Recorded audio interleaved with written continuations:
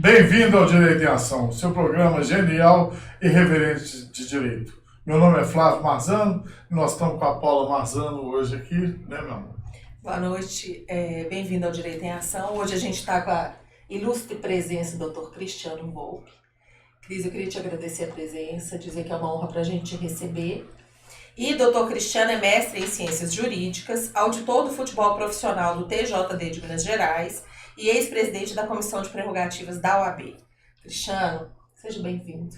Muito obrigado, doutor Flávio, doutor Paula, foram grandes amigos meus ao longo aí da minha carreira, iniciando aí na Ordem dos Advogados do Brasil, foi meu presidente na Comissão de Prerrogativas, onde nós tivemos aí uma caminhada muito bacana. Desculpa, Cristiano. Você é auditor do Tribunal de Justiça Esportiva, você é cruzeirense ou atleticano? Eu sou corintiano, né? Ótima saída, né? Eu puder curto o Cruzeiro, mas de essência, de criança, assim, eu sou corintiano. Mas você é corintiano por quê? Você foi criado lá? Fui, eu nasci aqui em Belo Horizonte, morei um tempinho no Rio, mas eu fui de 1 ano até meus 10 anos lá em São Paulo, capital. Morei lá no bairro Santana, Zona Leste. Aí não tem jeito. Foi maravilhoso. Tá feliz das Minas Gerais? Tô feliz das Minas Gerais. Aqui é uma cidade muito boa. Nós hoje vamos falar sobre um tema muito importante que está sendo muito incentivado pelo Judiciário, que são formas alternativas de resolução de conflitos e de litígios dentro e fora do Judiciário, né, Cristiano? Com certeza. Isso é um fenômeno que não começou por causa de agora. Lá para 1960, 1970, nos Estados Unidos, quando teve aquela revolução do acesso ao judiciário, e as pessoas começaram a poder ter o direito de ter seus direitos garantidos pelo Poder Judiciário americano, aí explodiu, assim, muitas pessoas estavam procurando seus direitos e chegou um momento que ele foi estrangulado, porque o Poder Judiciário parou de ter a capacidade de absorver todos os litígios da sociedade. E o que aconteceu? Começou a ter, assim, foi denegrido aí o Poder Judiciário, a população perdeu a credibilidade do Poder Judiciário americano e eles vieram buscar novas alternativas que eu digo que nem são fora do Judiciário, são complementares do Judiciário, porque de forma alguma a mediação, a negociação, a arbitragem e a conciliação pretendem tomar o lugar do judiciário. Pelo contrário, hoje, por exemplo, uma das questões que eu advogo bastante é na área de família.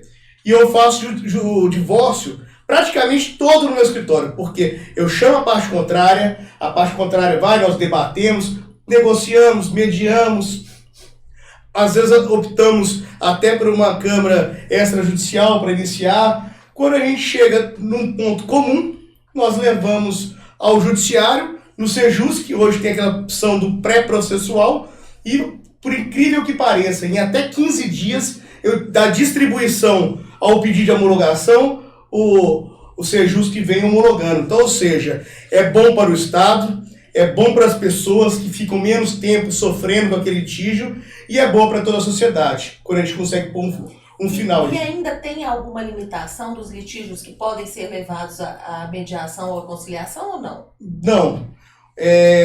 Na mediação extrajudicial, nós temos aí o cuidado de ter que levar a juízo de forma obrigatória as questões que são destinadas de lei. Por exemplo, a própria ação aí, as ações que são do direito de família, elas são necessárias que tenha a intervenção do Ministério Público e, consequentemente, uma homologação depois judicial. Principalmente se tiver envolvimento de menor. De menor, incapaz. Então, é extremamente importante que isso ocorra.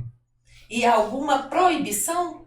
Alguma questão que não possa, de forma alguma, ser levada a esse tipo de solução de conflito? Não, hoje até mesmo para vocês que militam muito no direito penal, nós temos aí, lógico, alguns crimes que fogem a competência do Estado Especial, nós conseguimos levar aí para fazer uma conciliação dentro do Judiciário, que pela Lei 9.099 nós abarcamos até alguns crimes de menor potencial ofensivo.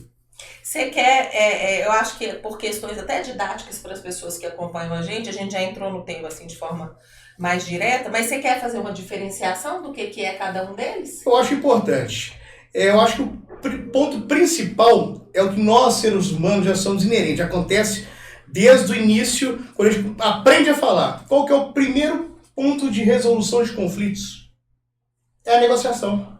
Nós vamos negociar até para falar assim, ó, Flávio, qual botequinho nós vamos tomar uma depois aqui dessa gravação? Ah, vai ser ali, vai ser lá, então nós vamos negociar. E vamos apresentar pontos distintos. E é muito legal o seguinte, que a negociação ela tende a ter ser mal vista, às vezes, nessa questão de resoluções complementares do judiciário. Por quê? Porque muitas das vezes as pessoas estão de má fé, as pessoas querem ganhar. Então não tem assim, às vezes, ambas as partes não estão ali preparadas para resolver o problema de verdade. Então tem essa questão de tentar ganhar dentro da negociação, que é o ponto que a escola de Harvard veio fazer a negociação de Harvard, que é exatamente conseguir que essa negociação seja mais colaborativa, que ambas as partes tentem verdadeiramente buscar uma solução que seja boa para todo mundo. Porque não é mais a vitória que interessa, mas sim a pacificação social, que é o que nós tentamos o tempo todo com o direito. Aí a gente pode falar que para qualquer tipo de resolução do conflito desse, pressupõe que as partes estejam de boa fé. Né? Que se há uma parte intransigente que está de má fé querendo levar vantagem, inviabiliza o método. Exatamente, isso acontece.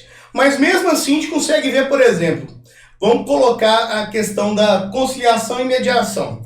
A mediação e a conciliação elas têm uma diferença muito pequena. Qual que seria a maior diferença das duas? Que é o terceiro imparcial, porque as duas têm um terceiro, a gente dá o poder às partes de resolver os seus próprios problemas. O terceiro seria ou o conciliador ou o mediador. Ou o mediador. Esse terceiro imparcial, no caso da conciliação, ele pode ser mais efetivo, ele pode fazer proposições de resoluções daquele conflito. Falar assim, você me falou isso, uma escuta ativa. Fala assim, olha, você falou isso, eu acho que se a gente mexer dessa forma nesse acordo, a gente consegue chegar a uma conclusão. Já o mediador, não. Ele tem uma postura mais de construir pontos, restabelecendo a comunicação entre as partes, porque muitas vezes, principalmente formação para dentro de família, que tem assim, uma questão muito ligada ao emocional, então às vezes as partes chegam muito machucadas. O conflito subjetivo. Esse conflito subjetivo. Então as partes elas não conseguem se despir rapidamente. Então o primeiro ponto que a gente tem que fazer numa mediação, por exemplo, é pegar o conflito principal e não entrar nele. Pegar todos os periféricos e ir aos pouquinhos resolvendo todos eles, e ao ponto que no final das contas o grande litígio parece nem tão grande mais. Porque há algumas ferramentas de recontextualização, você fazendo reforço positivo, sabe? Mesmo o silêncio pode ser ferramentas, que até o CNJ no seu resolução 125 de 2010, ele tem um manual que demonstra um pouco de técnicas para poder estar fazendo isso. Então a diferença principal entre as duas é essa postura mais ativa ou não. E a gente vê até na própria mediação que a gente tem várias escolas. E, por exemplo, a de Harvard mesmo, que é uma mediação que nós temos bastante. Eles falam que até tem a mediação de Harvard, que é uma mediação que eles brincam que é uma negociação assistida. Só que ainda vem com esse ponto, que ela tem uma visão muito mais de resolver os problemas do que o tratamento. Que eu acho que o ponto principal que a gente pode conversar aqui no ponto geral, pensando no judiciário brasileiro. Eu fiz a minha dissertação de mestrado, fiz o meu mestrado todo em Portugal. Então, a minha dissertação de mestrado foram a mediação familiar, os reflexos da mediação familiar na sociedade portuguesa e brasileira. Qual que é o grande detalhe? No Brasil, nós adotamos uma postura muito mais para resolver o problema, então nós temos muito mais prática hoje na conciliação do que na mediação. Então a gente tem essa aplicação, que é a aplicação que a gente utiliza, inclusive na mediação, bastante, que é muito mais puxado para a de Harvard, dentro do Sejusk, porque eles querem bater meta e resolver os litígios verdadeiramente ali. Mas você pega uma mediação que já é uma mediação mais no estilo transformativo, então circular, narrativa circular, que você vai tentar buscar pelas narrativas e buscar escutar o outro, um conjunto separado, aprofundar um problema. Então, qual que é a grande ponto desses dois modelos? É tentar curar verdadeiramente o problema e trazer a pacificação social. E eu posso falar isso até com propriedade, que eu vejo a grande diferenciação da legislação, por exemplo, brasileira e portuguesa, praticamente não existe. É a aplicação da lei que modifica tudo. Então, por exemplo, eu pedi para o Ministério da Justiça português para poder ir até Portugal e eles pedirem autorização, lógico que tem termos de confidencialidade, tem várias questões, todas as partes têm que aceitar, para eu poder participar como observador. Ah, que legal. Aí eu fui lá em Portugal, eles marcaram umas 2 ou 3, acho que foram 2 que eu consegui participar. Mediações? Mediações. Aí eu cheguei para as mediações e tive que assinar termo de confidencialidade. Os mediadores me colocaram participando da mediação, perguntaram o que a gente achou. Então teve toda uma conversa antes para a gente entrar na sala. E a gente vê que a aplicação lá era muito voltada para resolver o litígio. Então foram várias sessões, e as sessões elas se delongavam, e elas procuravam assim, restabelecer ali no diálogo que as pessoas conseguiam ter os seus próprios acertos. E assim ter verdadeiramente a resolução do litígio. E na hora que vai ser feita essa mediação, as partes vão com advogados ou não? Vão com advogado. Cada um com o seu. Inclusive, a grande importância, principalmente no final. Porque quando termina a mediação, vai fazer o termo. E esse termo é um acordo que está sendo redigido. Uhum. Esse termo da mediação é importante. Tem o advogado até especialmente para a gente poder, o advogado, analisar o que foi acordado pelas partes, vai corresponder ao termo escrito. O acordo lá está escrito, que vai ser homologado em juízo depois. Uhum. Sabe uma coisa que me incomoda demais? Aqui. Principalmente nesses processos que estão indo para as centrais de conciliação, né, o Sejusc.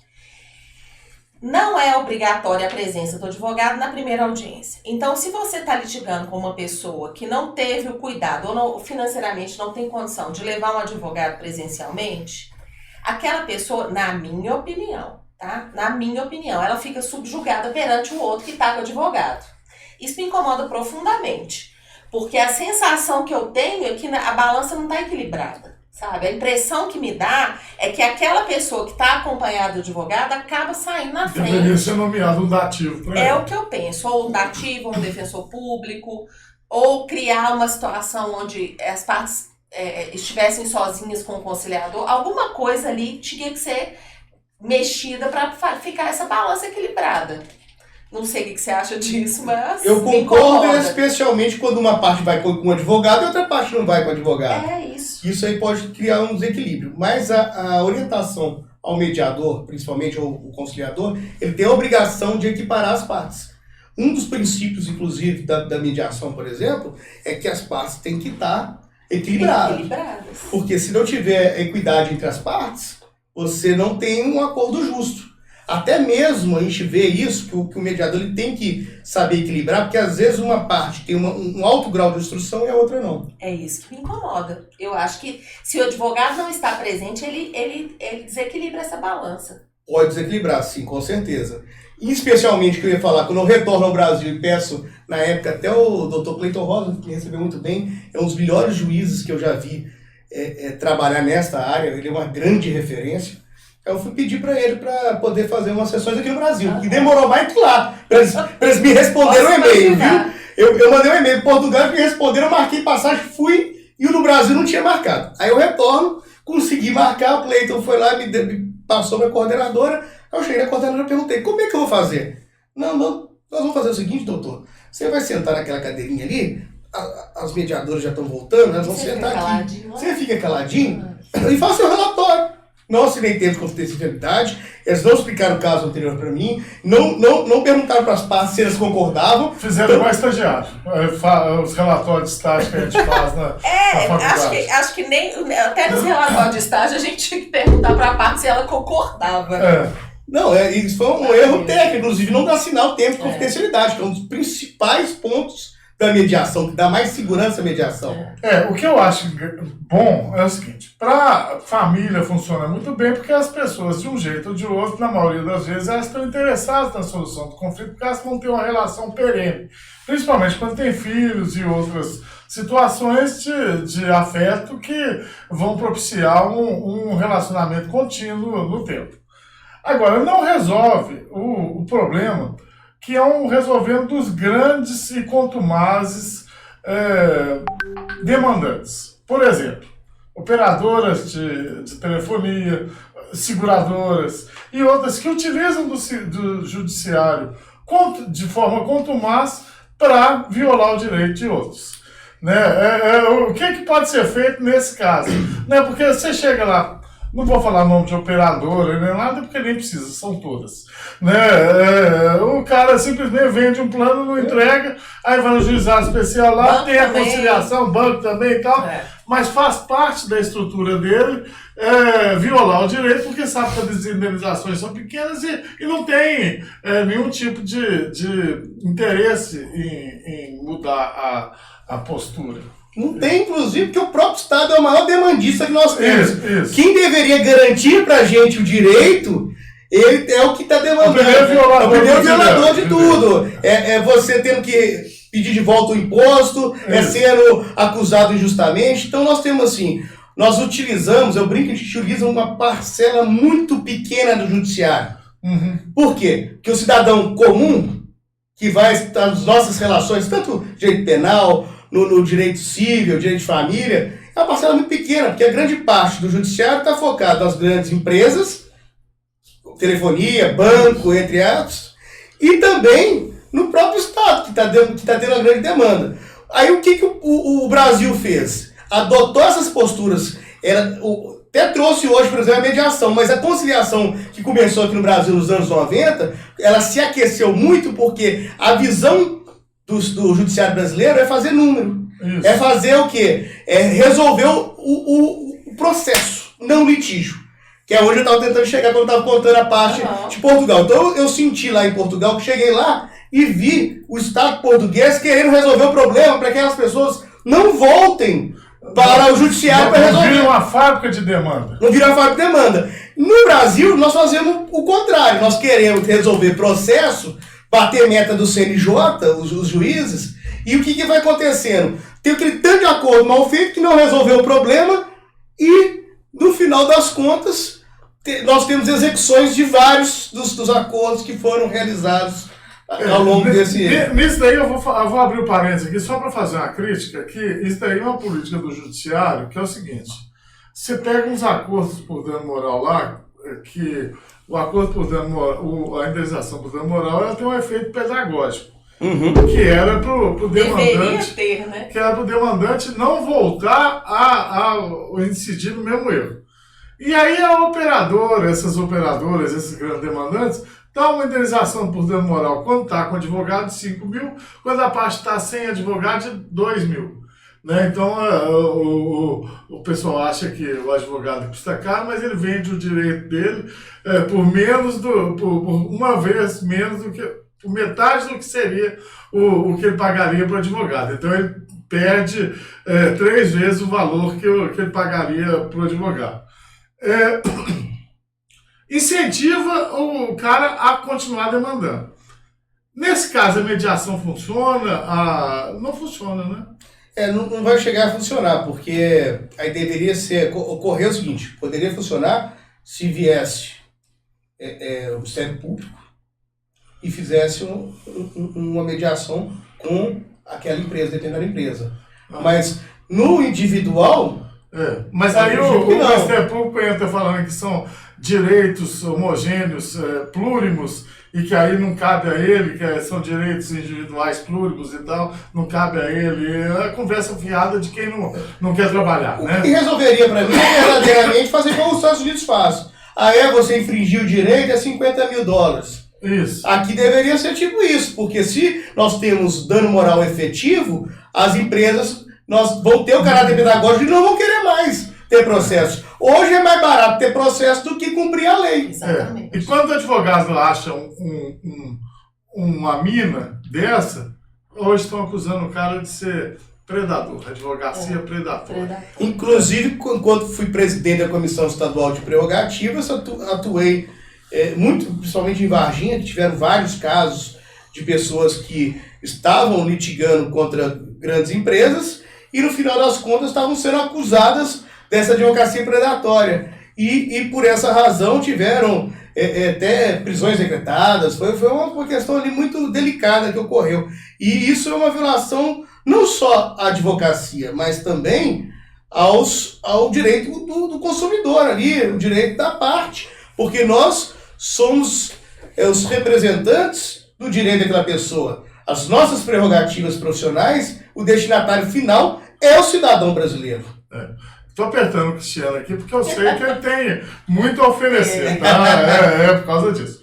Cristiano, o processo de mediação e de conciliação particular no escritório, como é que funciona?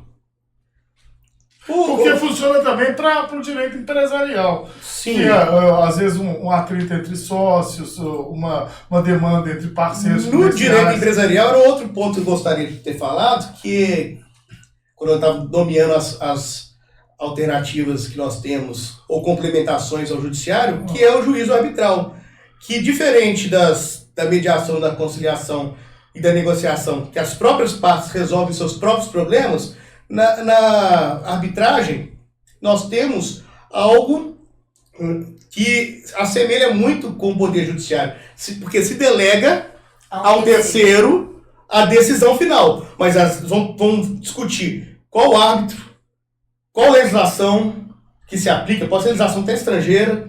Então isso aí é colocado uma cláusula arbitral nos contratos, principalmente societários. Antes de acontecer o conflito, já exatamente. Então é uma medida preventiva. Os advogados empresariais vêm utilizando muito disso para poder fugir do Poder Judiciário, que é o que poderia demorar anos para a resolução dessa demanda, colocando a cláusula arbitral e a lei de arbitragem diz que em máximo 180 dias, 6 meses, tem que se resolver o litígio.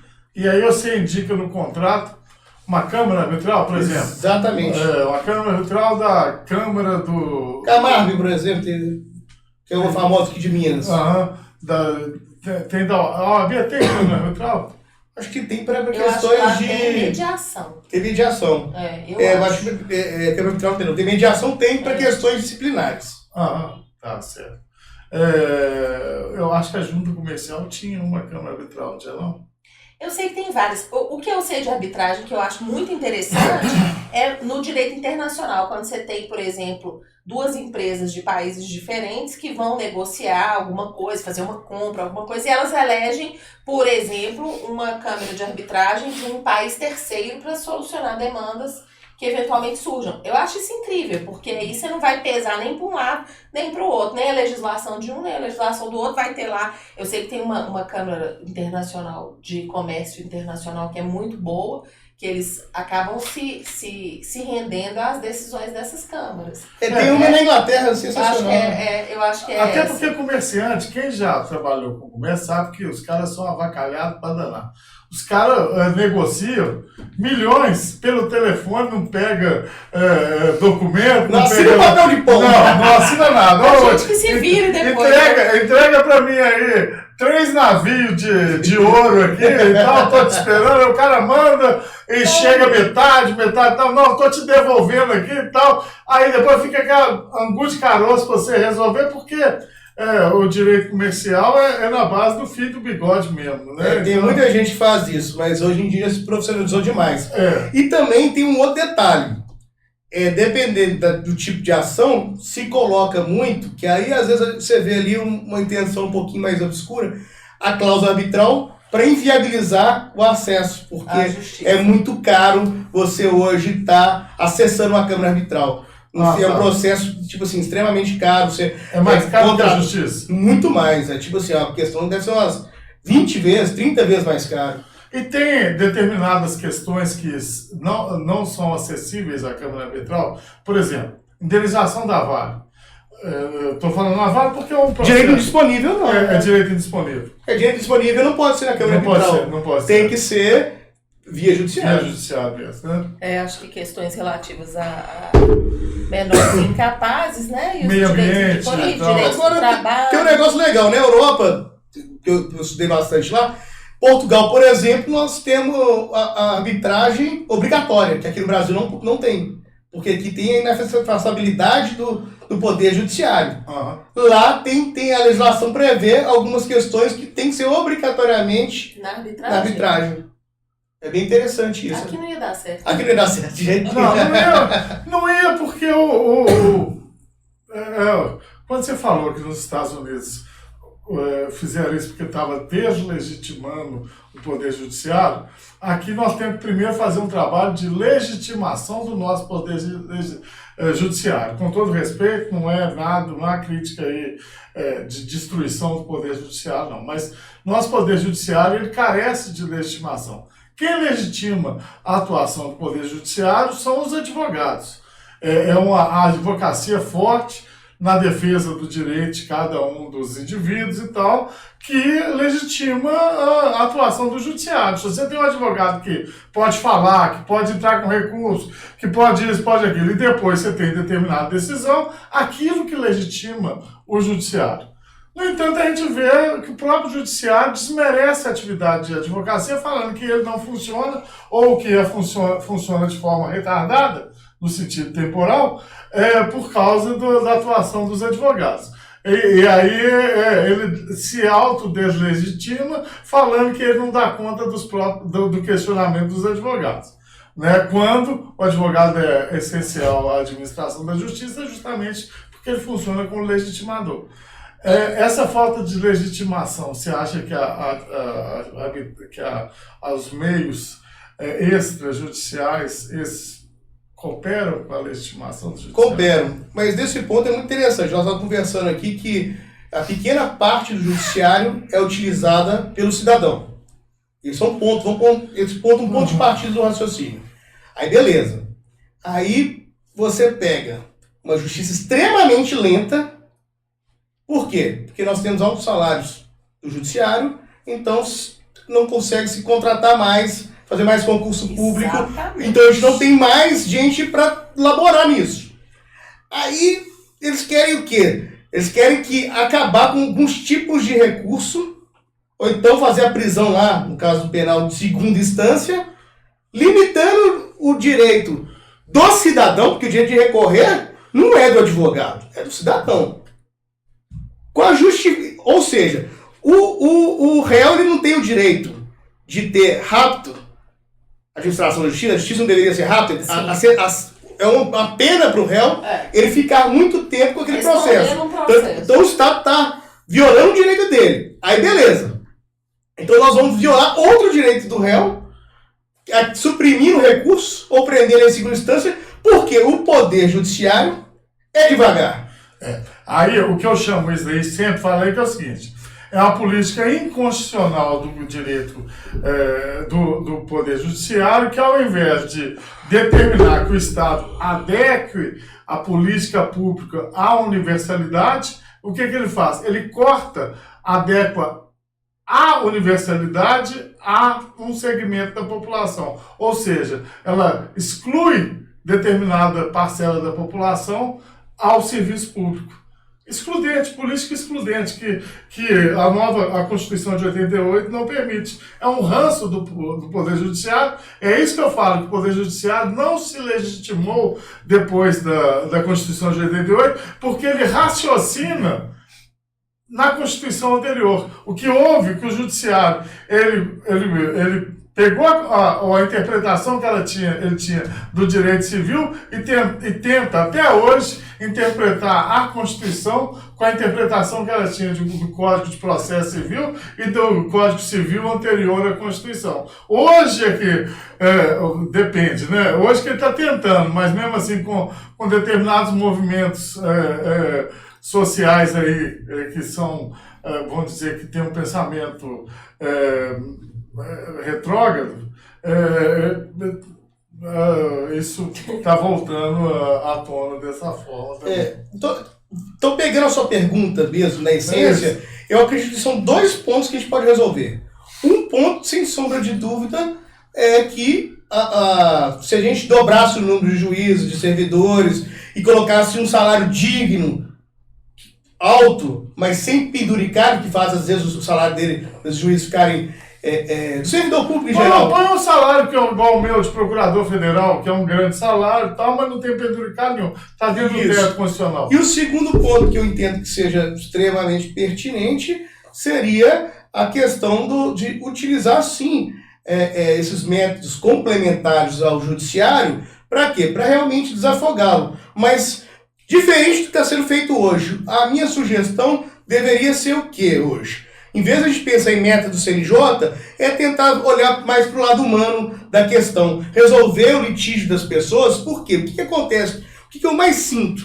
Que se a gente não resolve o problema das pessoas, se elas não se sentem sendo parte da resolução do problema delas, se vem uma sentença imposta, às vezes a gente não tem a pacificação social, que é o que norteia todo o nosso ordenamento jurídico. Deveria ser buscado. O motivo de ser do judiciário, a gente delegar, abandonar a autotutela para poder entregar o judiciário é para ter a pacificação social. Mas se o judiciário, por um processo burocrático, por um processo que afasta as pessoas, um processo que tem uma linguagem muito técnica, que o cidadão não se sente representado nele, então você não tem a pacificação social. Você só vai ter a pacificação social se o cidadão ele tiver entendido que ele é parte da solução do seu próprio problema. A partir do momento que ele delega um terceiro, já sai do controle dele, já sai do controle das partes. Então a gente não tem, às vezes, dentro, no mais fundo possível do íntimo das pessoas, aquele conflito verdadeiramente resolvido. A pacificação social que tantos almejamos. Nós temos uma justiça que a parte tem que se vestir com a vestimenta compatível com a dignidade da justiça. Não é com aquilo que ela tem, não. Porque nós vimos aí várias vezes pessoas sendo colocadas para fora da justiça porque não tinham sapato para calçar. E não é eu, não sou eu que vou lá de chinelo não assinte a justiça. É a pessoa que não tem realmente o calçado. São mães que não podem ir para uma audiência levando seus filhos, né? A gente tem visto. Tem visto isso, então, um conceito de dignidade da justiça que está completamente fora da realidade do povo brasileiro. Então, eu tive muito tempo que eu não usava terno, e eu não gosto de usar terno. Estou usando aqui porque o Lúcio Adolfo me meteu o ferro e falou que eu tinha que usar terno porque senão ninguém ia confiar em mim e tal. Mas porque o terno me equipara a uma parcela da população que eu não gosto de representar, que não é a grande maioria do povo. O povo brasileiro não usa terno. E a grande verdade é o seguinte, isso é um costume europeu, porque num país tropical quente usar terno é um absurdo. Ideologicamente, as pessoas que eu gosto de representar, elas não usam terno. As pessoas, o povo brasileiro... As pessoas com quem você se identifica enquanto povo. Enquanto povo, elas não são de terno. Meus colegas são bacanas, beleza, usam terno e tal, mas as pessoas que eu vejo brasileiro raiz, mesmo, ele tá de chinete dentro, bermuda e camiseta. Um afastamento da realidade brasileira. Olha, eu vou te contar um negócio. O primeiro estágio que eu fiz quando eu estava na faculdade foi na Defensoria Pública. E a gente percebeu, e aí foi criado um núcleo de defesa do consumidor. Na época a Constituição ainda tinha aquele artigo que falava que o limite de juros era 12% ao ano e tudo. Então tinha um volume de ações absurdo. E eu cheguei à seguinte conclusão. O dia que eu ia para a Defensoria Pública vestida com uma roupa, claro que era digna, claro que era adequada, mas uma roupa simples, eu era muito mais... as pessoas se sentiam muito mais acolhidas e se abriam comigo muito mais. Quando eu estava ali atendendo as pessoas, os constituintes, mais arrumada, as pessoas ficavam intimidadas. Aí eu comecei a ir sempre com uma roupa mais simples, mais, sabe, sem adorno e tudo, porque eu tive essa percepção lá dentro. Eu era estagiária, estava começando o curso, mas eu tinha essa noção de que você afasta a pessoa de você. Mas por outro lado, a época que eu andava sem terno, e o Marco Túlio, que era o estagiário na época, andava de terno. Mas aí você já era doutor. Eu era o estagiário dele. Não, eu ia no fórum, ia na secretaria, fazia pergunta, o pessoal respondia pro Marco Túlio de terno. Marco Túlio entrava, os outros nem barravam. Entendeu? Então nós temos também a cultura brasileira. Infelizmente, a cultura brasileira, a vestimenta é algo que impõe, que precede, às vezes, muito mais. Uma pessoa que não utiliza terno tem muito mais conhecimento. Sim. Agora, uma pessoa que às vezes está toda no stream, que está bem no Instagram, que faz todo aquele merchan ali dentro do Instagram, mas não tem muito conteúdo. Você quer um conteúdo. exemplo maravilhoso? Ariano Suassuna. Ele não vestia terno. Ele era completamente contra. Morava no Nordeste, não esqueci qual que é o estado dele. Vivia lá no calor absurdo, ele não punha terno. Mas ele é o Ariano sozinho. Enquanto eu não sou Ariano sozinho, então você já que eu sou o Cacá, eu vou mudar aqui. Me rendia lá porque até lá eu tenho que comer muito quiabo e angu. Agora vamos voltar à conciliação então, Cristiano. Eu estava matutando aqui enquanto você estava falando, eu lembrei o seguinte. A alteração do Código de Processo Civil de 2015 incluiu a conciliação como quase obrigatória. Não vamos falar que é obrigatória, não, que você tem a opção de falar que você não quer ir. O parágrafo 4 do artigo 334 do novo CPC, ele traz o quê? Que se as partes não se opuserem, vai ter conciliação ou mediação. Exato. Aí é um negócio muito legal até, acho bacana. A ideia é ótima, né? Tem que perpetuar. Só que o detalhe é o seguinte, você chega no dia, aí eles olhando, se falam assim, não, agora vai ser mediação, ou vai ser conciliação. Então, acho que não tem, assim, uma avaliação do caso, acho que não tem uma avaliação do caso prévia. Isso que eu observei dentro do Sejusc, para saber se vai direcionar para um ponto ou para o outro. O que eu reparei foi isso. Só que, a partir desse ponto, os casos que foram... principalmente para mediação, eu vi que tiveram bons resultados. Teve algum critério para fazer essa divisão? Eu não sei. Eu não sei, é exatamente o seguinte, quando eu fui para tentar colher todos esses tipos de dados, me colocaram no cantinho e não explicaram demais, não. Entendi. Mas uma das perguntas que eu fiz foi exatamente essa. Aí eles falaram assim, não, doutor, a gente, na hora que chega aqui, a gente avalia se o caso é caso de mediação. Qual critério? Mas você pode pedir também. Mas eu acho que nada disso vai funcionar enquanto não mudar o princípio do processo civil, não colocar igual o processo penal. Princípio da verdade real. Enquanto for só o princípio da verdade... processo civil. Não, mas o que acontece? Não adianta você tentar fazer a mediação com um cara que é mentiroso. Entendeu? Ou conciliação com um cara mentiroso. Se é o princípio da verdade real, velho, se você continuar mentindo desse jeito, nós vamos te pegar o ferro. Agora, o que é? Você pega o grande grupo. Você vendeu pro cara um negócio e entregou outro? Não. Tem nada disso, não. Mas é pior do que isso, Flávio. Deixa eu te contar. O processo cai no judiciário, é distribuído. O juiz não olha absolutamente nada. É feita aquela triagem que nem é o juiz que faz. O juiz despacha mandando marcar a audiência de conciliação. Ponto. Vai para o Sejusc, cai, e pandemia ainda piorou, né? Porque aí com a pandemia virou tudo virtual, os conciliadores estão em casa, agora estão até voltando, mas durante muito tempo os conciliadores estavam em casa, então eles não estavam com orientação presente, né? Tinha até orientação, mas não era presente, e o conciliador, ele fica limitado. Por quê? Criou-se uma regra, é a velha história da portaria que revoga a lei, né? O TJMG, não sei os outros, criou todo aquele manual de procedimentos que o conciliador não pode constar na ata isso, não pode constar na ata aquilo. Você fala um negócio, não pode. Eu quero que conste na ata a proposta de acordo que foi feita, também não pode.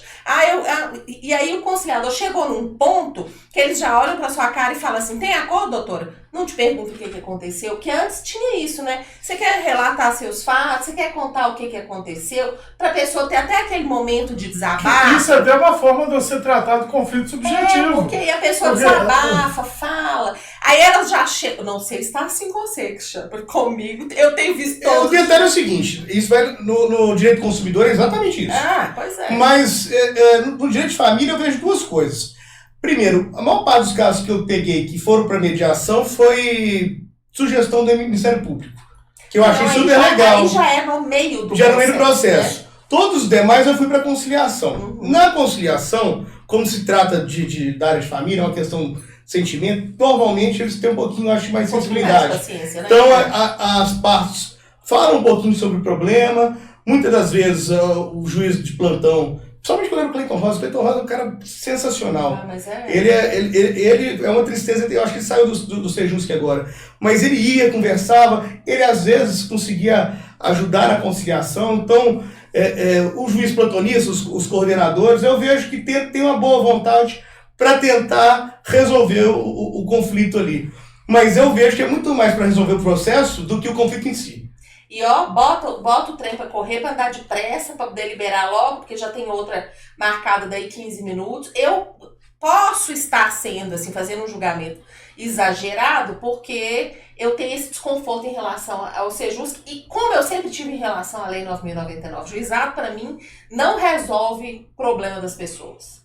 E me incomoda, sabe, essa questão, a forma como é conduzido. Massificação da... eu acho que é aquela coisa assim, pra cumprir tabela, pra ficar livre e rápido. Não, pra desafogar o judiciário, gente, porque o que aconteceu nos Estados Unidos aconteceu com a gente. Pois é, mas você faz um acordo de alimentos aqui, o cara combina lá de boca que vai pagar não sei quanto, porque a mulher tá acuada, desesperada, passa 3 meses, o menino tá passando necessidade. Resolveu? Não. Aí vai ter que propor uma revisional, vai ter que... Eu fico achando que... Você está enxugando o gelo. Está enxugando o gelo, isso é uma grande verdade. Porque é o que eu estava falando muito da questão da conciliação que eu vejo no Brasil. Como é exatamente para desafogar o judiciário, então eles querem resolver o processo.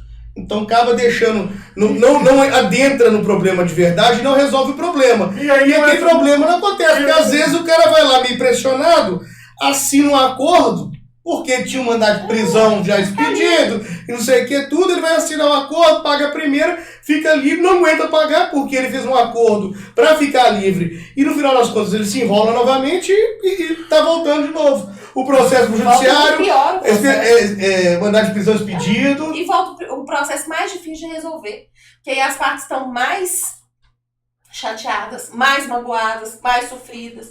Por quê? Porque teve que voltar ao judiciário. Porque deu errado. Vou ter que procurar um advogado de novo. Então vou ter que gastar dinheiro de novo. Olha só o tanto de questões que nós temos, exatamente porque o conflito ele é olhado como um número e não como uma parte humana. Porque o importante da mediação e da conciliação é a gente esquecer que aquilo é um número, que é um ponto só para desafogar o judiciário e tentar adentrar um pouco mais nas demandas e conseguir ver algo que seja um justo meio ali, que seja bom para todas as partes, que a gente consiga pacificar aquele caso.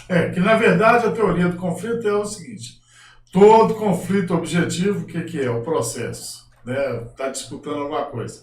Tem como base um conflito subjetivo, conflito de ego. O que é? Cristiano me tratou mal na loja dele. Cristiano, não vou tolerar isso não. Então, o seu prazo para arrumar meu relógio que você me vendeu é 15 dias e 2 minutos. 15 dias e 3 minutos eu tô te processando. Te levar no pau. Mas é o conflito subjetivo. Você foi maltratado, aí você leva no pau. Não é só dinheiro, é o maltrato que leva. Enquanto não tratar esse conflito subjetivo, eu fui na operadora, eles me deixaram 45 minutos no telefone, eu tentando cancelar o plano, a hora que eu vai decolar, eu fiquei 50 minutos. A hora que eu fui, ao invés de cancelar, o cara ainda colocou mais um celular no meu plano, velho. É verdade, cara. Mas você fica puto da vida, eu quero processar. Eu vou processar, eu não posso ir lá. Não é que eu 5 mil reais, não. É só pra ter certeza que eu tô lá na Getremo, já vou processar quantas vezes puder. Eu comprei um Xbox uma vez pro meu filho, do Ponto Free, não vou falar o nome da empresa não, tá? No Ponto Free virtual. Os caras, pro Natal, não entregaram, falaram que tinham vendido mais do que podia, não ia entregar, e ainda continuaram cobrando o cartão, velho. É o desrespeito muito grande. E se processar é mais barato do que resolver. Uma vez foi a Vivo, Paulo, a Oi. Sei, Foi não Oi. lembro. Comprei um plano Oi Total, Vivo Total, sei lá o que era Total. Internet, aí eu, põe a TV a cabo. Nós vamos pôr. 6 meses não colocaram, 7 meses não põe. Não tem a TV a cabo para colocar na sua Na região. região não tem. Você comprou? E comprando todo mês. Não. É difícil. Agora você imagina, para nós, isso o que é? Para nós, que somos advogados, a gente vai ficar com preguiça de entrar na justiça? Você imagina uma pessoa que não tem instrução, não Se tem você condição? for lá põe meu CPF lá no PJS, você vai ver, eu acho que eu tenho 6 ações no meu nome. Eu morro de preguiça. De ajuizar, fala assim, pô, vou lá, vou ganhar 2 contos. Às vezes que eu ajuizei foi os pontos como você falou. Eu fiquei puto da vida. Na verdade não foram 50 minutos, não, estou recordando aqui. Foram 2 horas, 2 vezes. O que aconteceu? Eles desmarcaram uma viagem minha, trocaram o dia, mas os horários, ficou ruim pra mim. Eu liguei pra Decolar e falei assim, então tenta pôr um dia antes que eu pago a diária, não tem problema, acordo bom pra 2 partes. Só que eu não consegui falar, ficou 2 horas. Esperando. Eu lembro que eu fiz caminhada, voltei, isso aqui e tal. Aí o telefone... Aí tá, quando deu 2 horas, caiu. Aí o que eu fiz a próxima vez? Eu já liguei de novo, entrei em todos os números em que pediram, aí deixei a linha falando. Aí só que eu pus no Viva Voz, né? Se alguém fala assim, boa noite, senhor, não sei o que, tal, eu atendo. O que aconteceu? Não falou. Na hora que deu 2 horas, caiu de novo. Aí eu fui lá, fiz a ata notarial e falei, não é só porque eles marcaram meu voo, não. É porque eu fiquei 4 horas tentando falar com a Decolar e não consegui. Pois é, mas a gente tem que aprender e fazer, sabia? Aí eu ajuizei. Tem que ajuizar mesmo. Nessa da Oi nós ganhamos 18 mil para Nessa eu ganhei pouquinho, ganhei 8 mil só. Tá bom. Era 4 pra mim e foi 4 pra minha noiva. Pois é, eu tenho que fazer isso. Cristiano, o Davi já tá avisando ali que tem 45 minutos. Não, o Davi... Depois eu vou ter que pagar o programa, porque eu falei nem metade.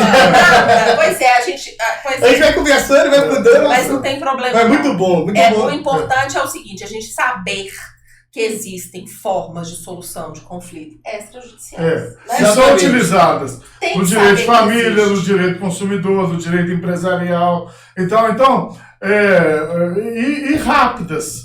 E às vezes até muito mais econômicas do que o próprio judiciário. Porque realmente, às vezes no direito empresarial, um advogado que seja mediador, que chame as partes e faça uma boa mediação, ele vai muito mais longe do que você ajuizar uma ação. última dúvida. Inclusive, é muito melhor para o advogado que vai resolver rápido, sem muita burocracia, e vai pôr seus honorários no bolso, que é muito bom também para a advocacia, porque muitas vezes o advogado, às vezes até o jovem advogado, pensa que se resolver rápido vai receber menos honorários. Não, você vai receber os honorários muito mais rápido, e na verdade, se você resolver o problema do seu cliente em 1 semana em vez de 5 anos, seu cliente devia te dar um plus. Porque, quanto tempo você deveria ter perdendo dinheiro no judiciário, pagando custa, pagando um tanto de questões aí, sem contar com o próprio emocional do cliente. Então,